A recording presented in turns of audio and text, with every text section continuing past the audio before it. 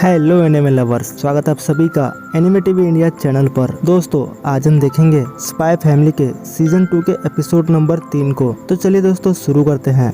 Episode की शुरुआत में हम लॉयड को देखते हैं जो कि फ्रैंकी से उसके टबैको स्टोर पर मिलने आया होता है। फ्रैंकी लॉयड को डॉस्ट इंडस्ट्री के सेकंड डिपार्टमेंट के लिए एक फेक आईडी देता है और साथ ही उसे नए फाइटर जेट के रिजल्ट के बारे में बताता है जो डॉस्ट इंडस्ट्री डेवलप कर रही है। लॉयड फ्रैंकी को थैंक्स कहता है। वही फ्रैंकी लॉयड को याद दिलाता है कि मैं इसके पैसे ले रहा हूँ। लॉयड उन तस्वीरों के बारे में पूछता है जो उसने एक एसोसिएशन के मेंबर्स का मांगा था। फ्रैंकी बताता है कि वो थोड़ा और समय लगेगा क्योंकि जो उसे इसकी जानकारी देने वाला था उसे मार दिया गया है। लॉयड हैरान होकर पूछता है कहीं उसे स्टेट सिक्योरिटी सर्विस वालों ने पकड़ तो नहीं लिया। फ्रैंकी मना करते हुए कहता है कि मेरे पास कोई पुख्ता सबूत तो नहीं है, पर ये काम गार्डन ग्रुप वालों का है। लॉयड पहले से ही इस ग्रुप का नाम सुन रखा है, पर उसका मानना है कि ये सिर्फ कहानियों में है, लेकिन फ्रैंकी बताता है कि ये असली में है। वो एक शैडो ऑर्गेनाइजेशन के कहने पर देश के गद्दारों को मारते हैं। लॉयड ये सब सुनकर बिल्कुल भी हैरान नहीं होता।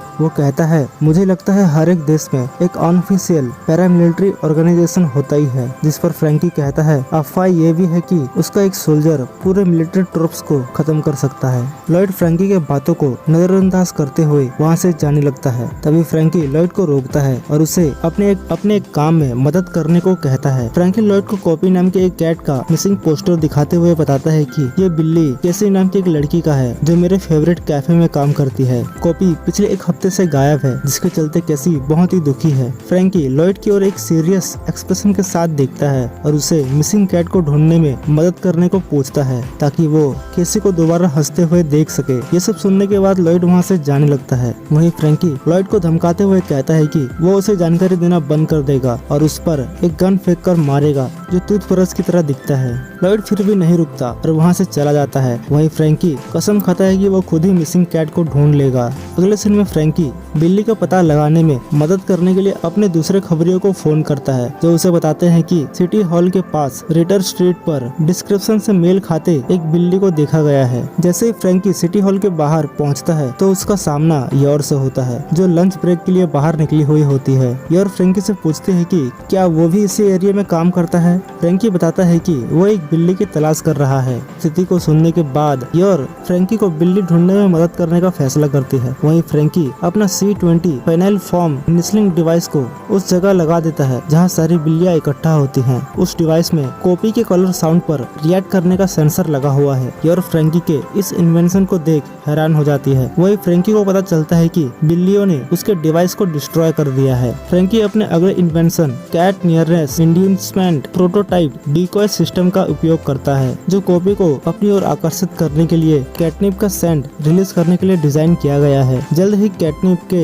सेंट से आकर्षित होकर बिल्लियों का एक झुंड वहां आ जाती है। फ्रैंकी बिल्लियों की बड़ी सी भीड़ के बीच कॉपी को ढूंढने में कामयाब हो जाता है। फ्रैंकी कॉपी को पकड़ने के लिए हाइपर लॉन्ग हैंड का उपयोग करने की कोशिश करता है लेकिन असफल हो जाता है क्योंकि कॉपी रास्ते से हट जाती है। इसके बाद फ्रैंकी कैमरे के आकार के नेट लॉन्चर का उपयोग करता है लेकिन कॉपी उससे दूर भाग जाता है। फ्रैंकी कॉपी का पीछा करने लगता है। तभी फ्रैंकी अपना एक्सोस्केलेटन पावर सूट को निकालता है जो उसे सुपर ह्यूमन पावर्स देगी, पर उसे पावर अप होने में 15 मिनट लगेगा। वही कॉपी सड़क की ओर भाग जाता है। इतने में योर आ जाती है और फ्रैंकी से उसका एक्सोस्केलेटन पावर सूट मांगती है और उसे कॉपी को रोकने के लिए उसकी ओर फेंक देती है। जैसे ही कॉपी रुकता है तो योर उसे पकड़ लेती है और योर खुशी से फ्रैंकी की ओर हाथ हिलाती है कि उसने कॉपी को पकड़ लिया है। फ्रैंकी योर को शुक्रिया कहता है लेकिन वो इस बात से दुखी है कि जिस एक्सोस्केलेटन सूट को बनाने में उसे 10 साल लग गए थे वो अब नष्ट हो चुका है। वो खुद को सांत्वना देता है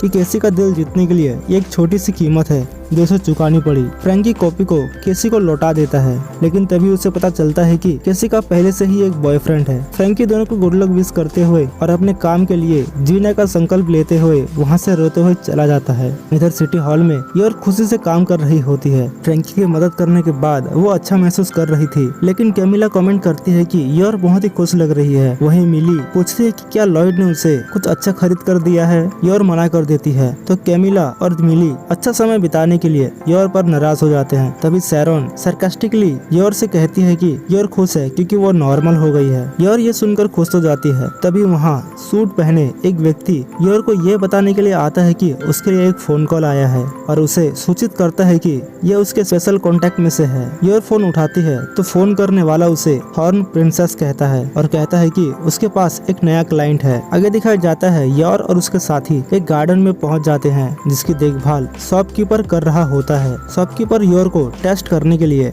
अचानक उस पर हमला कर देता है, लेकिन योर उस हमले को डॉज कर लेती है। शॉपकीपर योर से इस तरह हमला करने के लिए माफी मांगता है और उसे एक नया असाइनमेंट देता है। उन्हें क्रूज शिप प्रिंसेस लॉरी में पर सवार एक महिला और उसके बच्चे की सुरक्षा करनी है। असाइनमेंट में क्या शामिल है यह समझने के बाद योर काम करने से झिझकती है क्योंकि उसे काम और घर की चिंता होती है। हालांकि गार्डन पहले से ये कहानी बनाकर रखे हैं कि योर काम के सिलसिले में बाहर जा रही है। ये सुनकर योर खुशी खुशी इस काम को करने के लिए मान जाती है। घर जाते हुए योर युद्ध से मिलती है जो कि सबवे में सो रहा होता है। वो उसके पास जाती है और सोचने लगती है कि वो इस रास्ते पर क्यों है जिस पर वो आमतौर पर नहीं जाता है। यूरी बताता है कि वो अपने काम से बाहर गया था और वापस आ रहा है। योर उसे डिनर के लिए इनवाइट करती है जिसे वो मना कर देता है और जैसे ही मेट्रो यूरी के स्टॉप पर पहुंचती है तो वो जाते हुए अपनी बहन को कहता है कि वो अब बच्चा नहीं है और अपना ख्याल रख सकता है। यूरी के जाने के बाद योर सोचने लगती है कि यूरी को अब उसकी जरूरत नहीं है,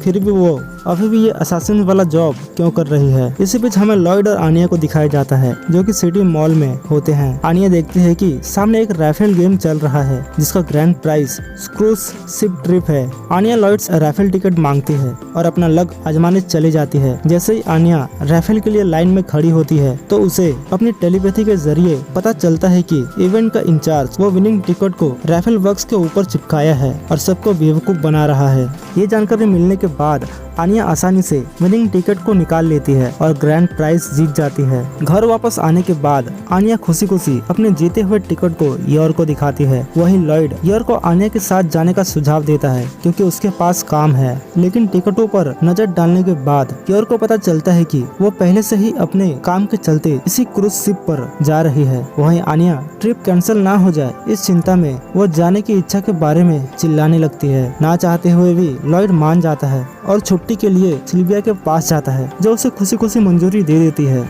आखिर वो दिन आ ही जाता है और फर्जर फैमिली पोर्ट पर जाने के लिए घर से निकल जाते हैं। आनिया बहुत ही खुश थी। वहीं योर सोच रही होती है कि वो भी इस ट्रिप में उनके साथ होती अगर वो असाइनमेंट नहीं ले रहती।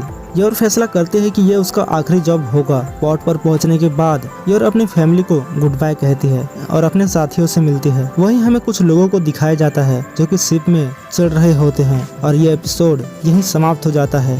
तो दोस्तों, अगर आपको इसका अगला एपिसोड देखना है तो इस वीडियो को एक लाइक और अपने दोस्तों के साथ शेयर जरूर करें। साथ ही हमारे चैनल को सब्सक्राइब करके बेल आइकन को ऑल पे जरूर सेट करें। तो मिलते हैं आपसे अगले एपिसोड में, तब तक के लिए धन्यवाद।